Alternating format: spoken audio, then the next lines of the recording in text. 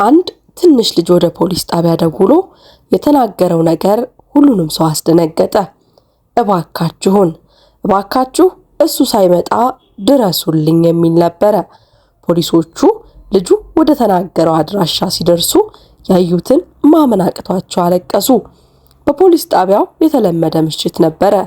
ከፖሊሶቹ አንዱ የሆነው ሮናልድ ከረጅም የሥራ ቀን በኋላ ወደ ቤቱ የሚሄድበትን ሰዓት ብቻ ያስብ ነበረ።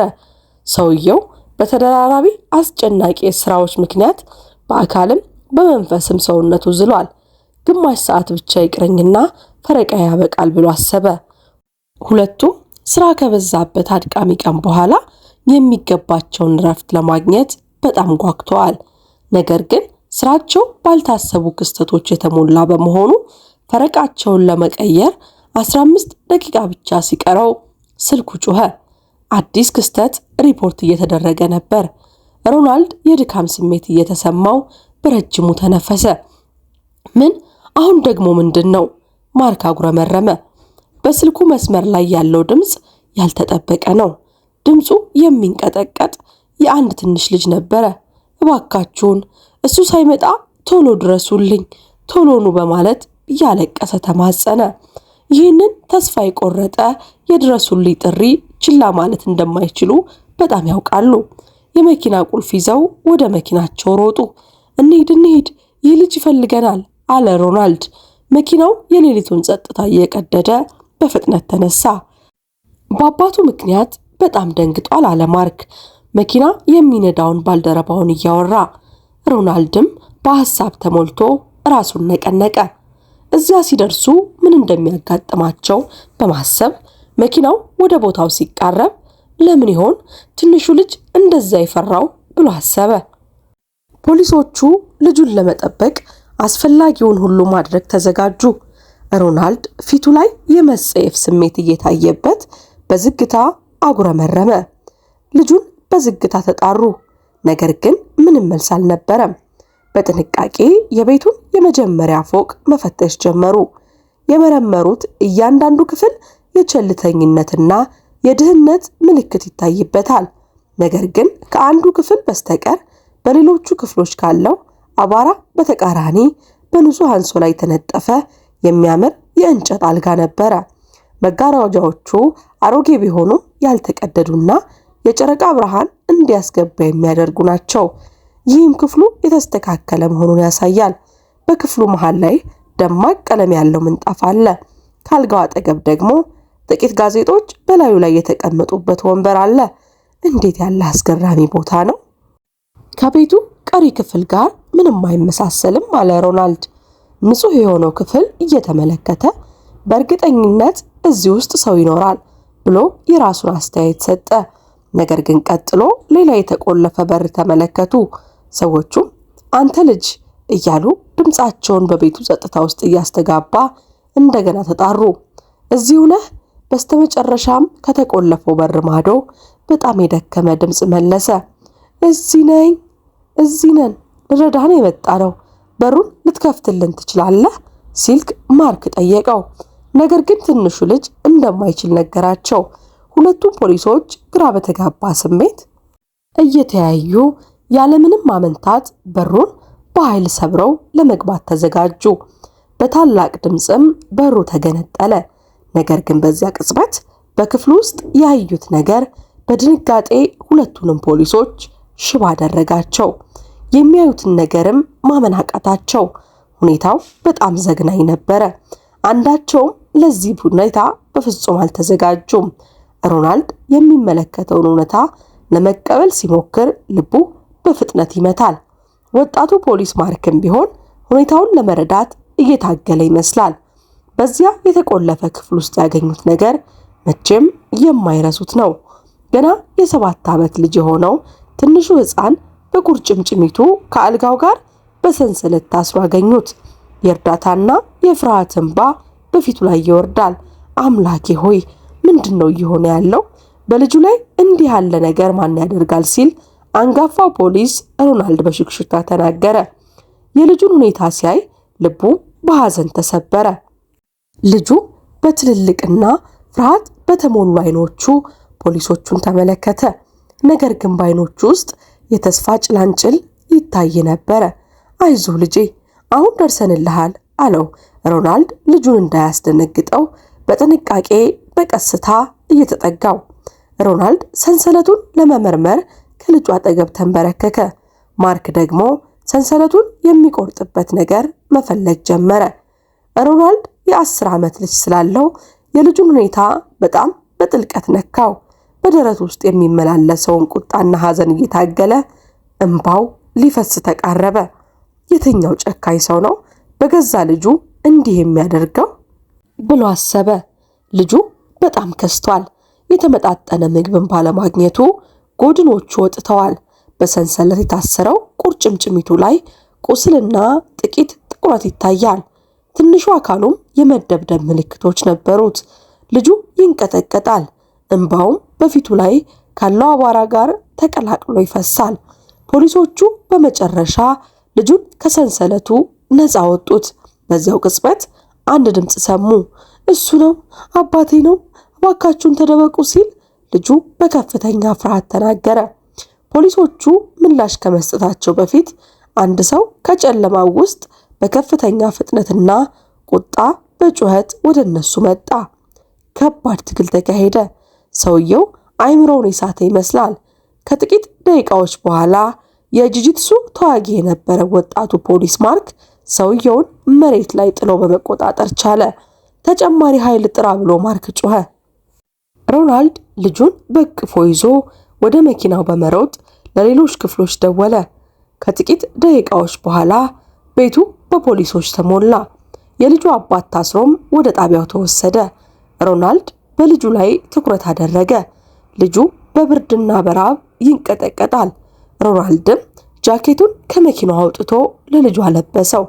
አይዞህ ልጄ፣ አሁን በሰላም እጅ ላይ ነህ አለው ሮናልድ ልጁን በልብሱ እየጠቀለለው ሳለ። በዚያ ቅጽበት ሮናልድ ጥቂት የእንባ ዘለላዎች በፊቱ ላይ ፈሰሱ። የንጹሃን ጠባቂዎች በመሆኑ ግዴታውን እንደተወጣ ተሰማው። ልጁን በማዳኑም የተሰማ እፎይታ ከስጋት ጋር ተቀላቅሎበታል። አሁን የዚህ ልጅ ዕጣ ፈንታ ምን ይሆን ብሎ አሰበ። ከሚጠብቁት ሰዎች እንዲህ ያለ መከራ የደረሰበት ልጅ ወደፊት የሚጠብቀው መንገድ አስቸጋሪ እንደሚሆን ፖሊሱ በደንብ አውቋል። ለመሆኑ ይህ ሁሉ ነገር እንዴት ተጀመረ? የ7 ዓመቱ ትንሹ ጆን ታሪክ የጀመረው እናቱን በሞት በማጣቱ ነው። እናቱ በልብ ምክንያት ከዚህ ዓለም ስትለይ ልጁ በራሱ የውስጥ ችግር ከሚታገለው አባቱ ጋር ቀረ። የአባቱ ስም ሊያም ይባላል። እርሱም በሚስቱ ሞት ምክንያት በሐዘን በቁጣና በአይምሮ መታወክ ተዋጠ። ሁኔታው እየባሰ ሲሄድ ሊያም በልጁ ላይ የጥቃትና የፍርሃት ድብደባ ፈጠረበት። ጆን አንተን መጠበቅ አለብኝ ይለው ነበረ። ነገር ግን ድምፁ በአመጽ የተሞላ ነበር። ጆን ከዚያ አስፈሪ ቤት ለማምለጥ ተስፋ ቆርጦ በተደጋጋሚ ሞከረ። አባቱም ልጁ ለማምለጥ እንደሚሞክር ሲያውቅ የትም እንዳይሄድ ለማድረግ ጆንን በአልጋው ስር በሰንሰለት አሰረው። መሄድ አትችልም እያለ አባቱ ሰንሰለቱን በቁርጭምጭሚቱ ላይ ቆለፈበት። ልጁ ለ2 ዓመት በዚያ ጠባብ ክፍል ውስጥ በረሃብና በብርድ ታሰረ። ዓለሙም በዚያች ጠባብ ቦታ ተወሰነ። ብቸኛ ጓደኞቹም እናቱ የሰጠችው ያረጁ አሻንጉሊቶች ብቻ ነበሩ። ታዲያ ጆን እንዲህ ባለ ሁኔታ እንዴት ሊያመልጥ ቻለ? አንድ ቀን ሊያም ለጆን ምግብ ሊያመጣለት ሲገባ ትንሽ ሰክሮ ነበረ። ሳህኑን መሬት ላይ ለማስቀመጥ ሲጎነበስ ሞባይሉ ከኪሱ አምልጦ ወደቀ። ሊያምም ግን ይህንን ፈጽሞ አላስተዋለም። ጆንም ወዲያውኑ ስልኩን አንስቶ በልብሱ ውስጥ ደበቀው። ከጥቂት ጊዜ በኋላ ሊያም ስልኩን ሲፈልግ አጣው። በመንገድ ላይ የጠፋበት መስሎት አዲስ ስልክ ገዛ። ልጁ ግን አሮጌውን ስልክ በእጁ እንዳለ አባቱ አላወቀም። ጆን አባቱ መጠጥ ሊጠጣ ሲወጣ ለሰዓታት አልፎ ተርፎም እስከ ማግስቱ እንደማይመለስ ያውቃል። በዚያ ምሽት በሩ ሲዘጋና አባቱ መሄዱን ሲያረጋግጥ ጆን አጋጣሚውን ተጠቀመው። የተደበቀውን ስልክ አውጥቶ በሚንቀጠቀጡ እጆቹ ወደ ፖሊስ ደወለ። እባካችሁን እሱ ሳይመለስ ቶሎ ኑ ድረሱልኝ ሲል ተማጸናቸው። ይህ ድርጊቱ ከሞት የሚተርፍበት ብቸኛ ተስፋው እንደሆነም ያውቅ ነበረ። አሁን በመኪናው ውስጥ ከፖሊሱ ጎን ተቀምጦ ጆን በልጅነቱ ካሳለፈው የሰንሰለትና ፍርሃት ርቆ ስለተሻለ የወደፊት ሕይወት ማለም ጀመረ። በዚያች አስፈሪ ቤት ውስጥ ካገኘው አስደንጋጭ ሁኔታ በኋላ ፖሊሱ ሮናልድ አንድ ከባድ ውሳኔ ላይ ደረሰ። ትንሹ ጆን የሚሄድበት አስተማማኝ ቤት አልነበረውም። የሕፃናት መብት ተሟጋቾች ተቋማትም እስከሚቀጥለው ቀን ድረስ ጣልቃ መግባት ስላልቻሉ ሮናልድ በአባትነት ስሜት ተገፋፍቶ ልጁን ወደ ቤቱ እንዲሄድ ጋበዘው። ዛሬ ከኔና ከቤተሰቤ ጋር ማደር ትችላለህ፣ ምን ይመስልሃል? አለው ሮናልድ በለሰለሰና በአባትነት ድምፅ። ልጁም በምስጋና አይኖቹ ተመልክቶት የሮናልድ ልጅ 10 ዓመቱ ሉካስ ጆን ወደ ቤታቸው በመምጣቱ በጣም ተደሰተ። ሉካስ ሁልጊዜም ቢሆን ወንድም እንዲኖረው ይመኝ ነበረ። የሮናልድ ባለቤትም ጆን ምቾት እንዲሰማውና እንግዳ ተቀባይነት እንዲሰማው ለማድረግ የተቻላትን ሁሉ አደረገች። በሞቀ ውሃ ገላውን እንዲታጠብ ካደረገችው በኋላ የሚበላው ነገር አዘጋጀችለት። በዚያው ምሽት ሁለቱ ልጆች በፍጥነት ጓደኛሞች ሆኑ። ሉካስ ለጆን ተወዳጅ የሆኑ የቪዲዮ ጌሞችን እንዴት እንደሚጫወት አስተማረው። አሻንጉሊቶቹንም አካፈለው። ጆን ካለፈበት መከራ በኋላ ለመጀመሪያ ጊዜ ደስ የሚል ጊዜ አሳለፈና ፈገግ ለማለት ሞከረ። ሮናልድ ልጆቹ አብረው ሲጫወቱ እያየ በደስታና በስጋት መካከል ሆኖ ያስተዋላቸው ነገሮች ነበሩ። ሁኔታው ጊዜያዊ በመሆኑ ቢያውቅም በልቡ ግን ጆን በቋሚነት ከሱ ጋር እንዲኖር ተመኘ። በቀጣዮቹ ቀናት ሮናልድ የሕፃናት መብት ተሟጋቾችን በማነጋገር የአባቱ ጉዳይ በሕግ እስከሚወሰን ድረስ ጆን ከነሱ ጋር እንዲቆይ ፍላጎቱን ገለጸላቸው።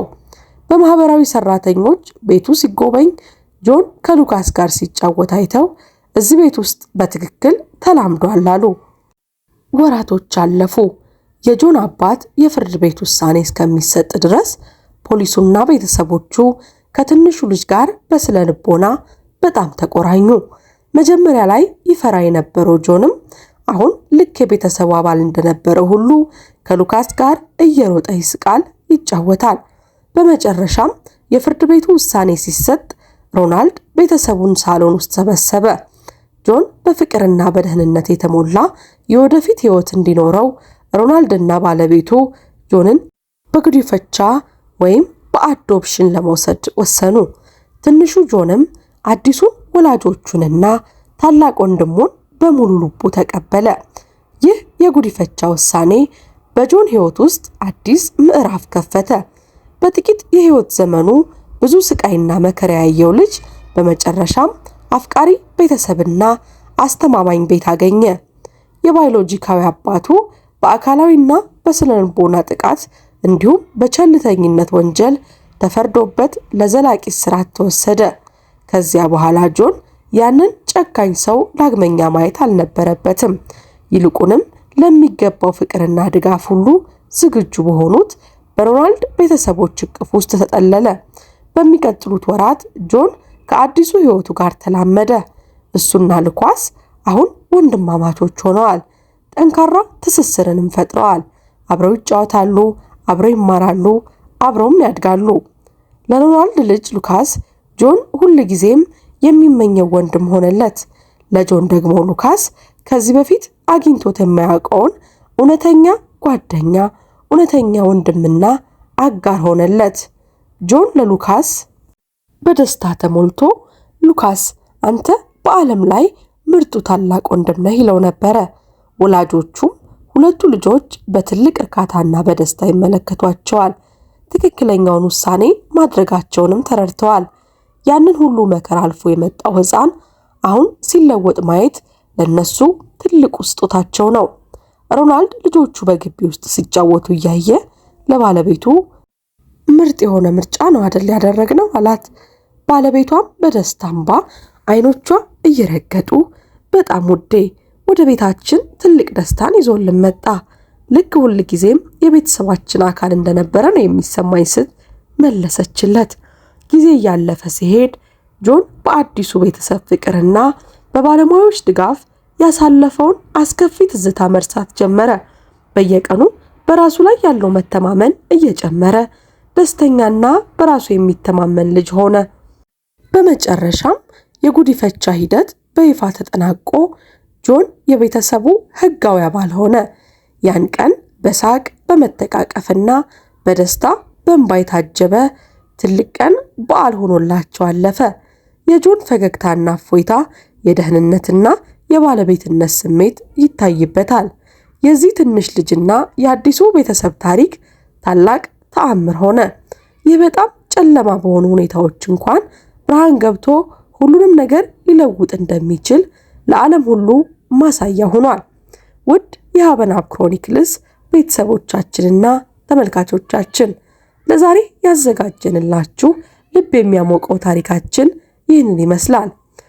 ስለ ፕሮግራማችን አጠቃላይ ያላችሁን ሐሳብ አስተያየት በኮሜንት ሴክሽን ላይ አስቀምጡልን።